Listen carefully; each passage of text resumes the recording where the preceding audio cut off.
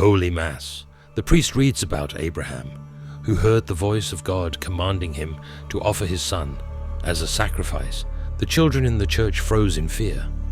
The parents think to themselves that if they ever heard such a voice, they would believe they had gone mad, or would respond with some choice words about what they thought of the whole matter.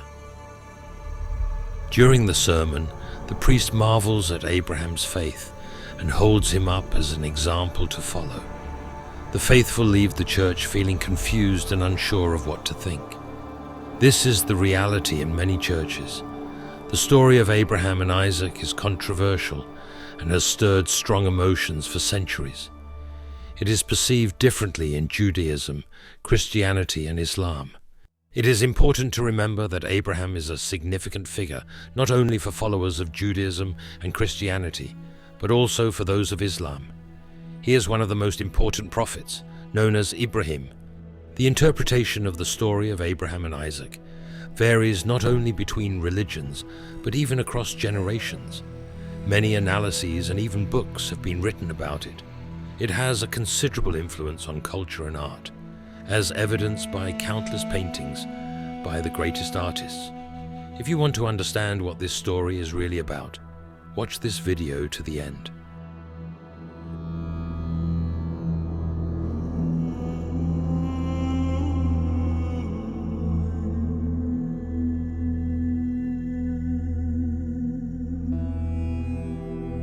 Let's start with something everyone agrees on. One of the purposes of the narrative is to emphasize the prohibition of human sacrifice. Yes, the emphasis on the prohibition.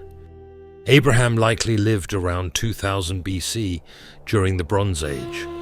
At that time, human sacrifices were still practiced.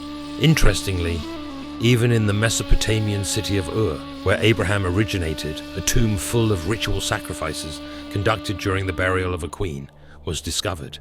Evidence of similar practices has also been found in Egypt. The Bible itself mentions situations in which pagan peoples and even some Israelite kings offered human sacrifices. The Canaanites, who inhabited the Middle East at that time, practiced child sacrifices. Although the Israelites received a clear prohibition against human sacrifice, they sometimes fell under the influence of Canaanite cults, which led them to imitate these practices. The Bible mentions Israelite kings, such as Ahaz, who adopted this custom, sacrificing their own children to idols. This met with condemnation from the prophets and a strict prohibition from God. In the book of Deuteronomy, the book of Jeremiah, and the book of Ezekiel, God explicitly condemns such practices, declaring them contrary to his commandments. What if you were the one who heard such a command? Would you believe it was God speaking to you? Would you follow such an order? Contemporary theology and ethical philosophy are clear.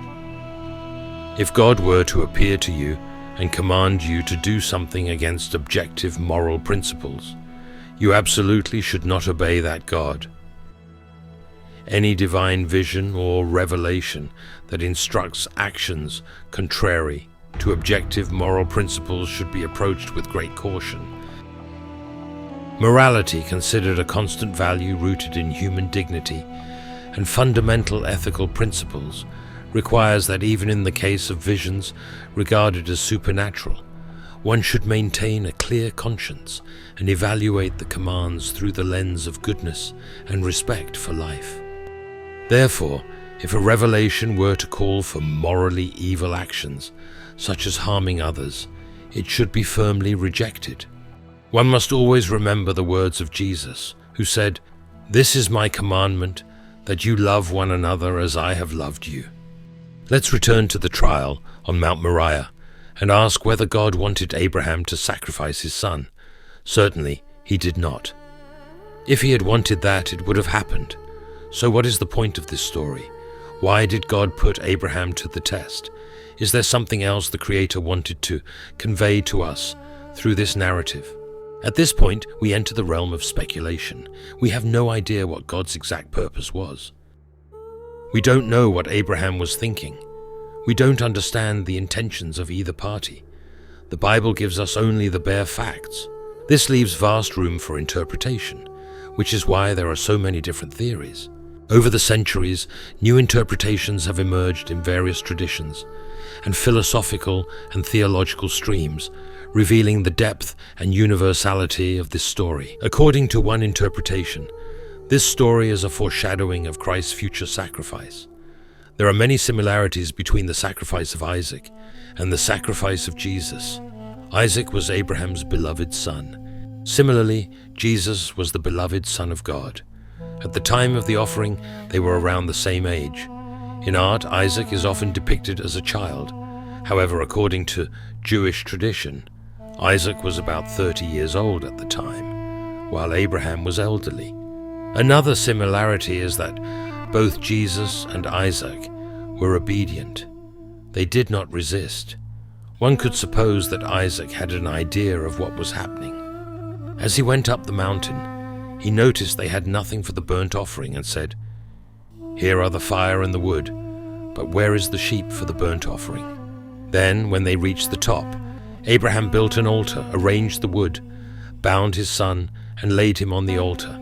It's hard to believe that a young son could have resisted and still failed to escape from the elderly Abraham. It seems more likely that Isaac was obedient and did not struggle. Another parallel is the place of the sacrifice. In both cases, it occurs on a mountain. Isaac was to be sacrificed on Mount Moriah and Jesus on Golgotha. Christ carried the cross up the mountain, while Isaac carried the wood for the burnt offering. Both bore on their shoulders the wood on which they were to give their lives. Jesus Christ was not only the victim on Golgotha, but also the priest who willingly offered that sacrifice. According to Jewish tradition, Isaac taught Levi how to offer sacrifices properly, thus fulfilling a priestly role. As we can see, both Isaac and Jesus were simultaneously priests and victims. On Mount Moriah, God stopped Abraham and revealed to him a lamb to be offered as a substitute. As we know, Jesus is often referred to as the Lamb. Realizing that you were ransomed from your futile conduct, handed on by your ancestors, not with perishable things like silver or gold, but with the precious blood of Christ as of a spotless, unblemished lamb. We must remember that the book of Genesis was written hundreds of years before Christ. The similarities between the sacrifice of Isaac and Christ are striking and hard to overlook. As mentioned earlier, there are numerous interpretations of this text, and a consensus is unlikely to be reached. This is because we don't know the intentions of either God or Abraham. However, we do know that the relationship between God and Abraham was very close. Abraham is the first person described in such detail in the Old Testament. He left his comfortable life in Mesopotamia for the one true God and abandoned belief in many gods. God spoke directly to Abraham, guiding him through unknown lands and promising him a great nation as his descendants, even though Abraham and Sarah remained childless for a long time. Their close relationship is also evident in the story of how Abraham seemingly negotiated with God over the fate of Sodom and Gomorrah. Given this intimate relationship, another hypothesis about God's intention has emerged. God wanted to share something very personal and profound with Abraham. His own experience, his own encounter, the depth of his heart's experience, namely, the pain he feels because of the sacrifice of his innocent, beloved son. Abraham learns that he must sacrifice his beloved, long-awaited son. It was likely the most dramatic decision of his life. The fear and pain associated with it accompanied him during the 3-day journey. Through this, God shares with Abraham the depth of his own experience when his own beloved son would suffer and die on Golgotha, like a friend sharing with a friend what weighs heavily on his heart.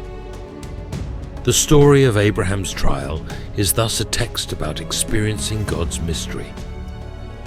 On the 3rd day, Abraham learns that God does not want him to sacrifice Isaac. One can only imagine how beautiful that day must have been. In a sense, Isaac was resurrected for his father on the third day, just as Jesus rose from the dead on the third day after his passion. Thus, Isaac becomes a clear prefiguration of Christ and his victory over death. Finally, let's consider an argument used by some people that the story might be entirely fictional. As we know, the Bible is a collection of various texts. Some of them certainly do not recount historical events. Remember, it is not a history textbook, and the authors had different goals in writing various texts. Moreover, the Bible was compiled by an unknown number of people and edited over hundreds of years. Therefore, it is possible that the story of the sacrifice of Isaac was entirely invented just to achieve one purpose or another. Such a hypothesis cannot be dismissed with absolute certainty. There is a possibility that the whole story was made up, for example, to emphasize that human sacrifice is forbidden and that one should have boundless trust in God. However, the author could not have known that by inventing the story of the sacrifice on Mount Moriah, he was prefiguring Christ's ultimate sacrifice on Golgotha. This is part of the mystery of writing under the inspiration of the Holy Spirit. The author might have had intentions that we cannot fully comprehend even now, but ultimately, it doesn't matter. In this context, it doesn't even matter if the story actually happened. What is important is that it was written. A story written hundreds of years before Christ clearly points to Golgotha, and there are more examples like this in the Old Testament. This is part of the reason Jesus said, "Do not think that I have come to abolish the law or the prophets. I have come not to abolish, but to fulfill."